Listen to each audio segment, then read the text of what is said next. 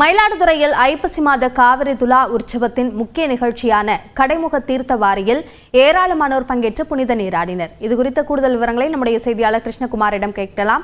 கிருஷ்ணகுமார், விவரங்களை பதிவு செய்யுங்கள். மயிலாடுதுறை மாவட்டத்தில் ஐப்பசி மாதத்தில் 30 நாட்களும் நடைபெறும் துலா உற்சவமானது வெகு சிறப்பாக இந்த மாதம் முழுவதும் கொண்டாடப்பட்டது.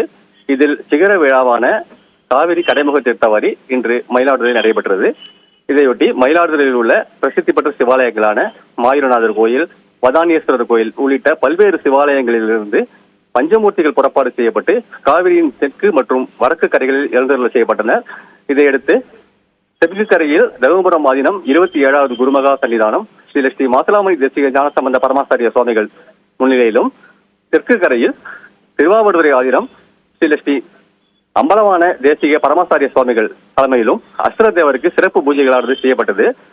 அந்த நேரத்தில் காவிரியின் 2 கரைகளிலும் பல்லாயிரக்கணக்கான பக்தர்கள் ஒரே நேரத்தில் புனித நீராடி தீர்த்தாவாரி உற்சவமானது நடைபெற்றது.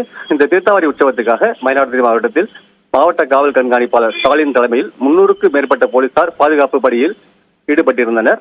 மேலும் பல்வேறு முன்னெச்சரிக்கை நடவடிக்கைகள் மேற்கொள்ளப்பட்டு பாதுகாப்பு பலப்படுத்தப்பட்டுள்ளது. விவரங்களுக்கு நன்றி கிருஷ்ணகுமார்.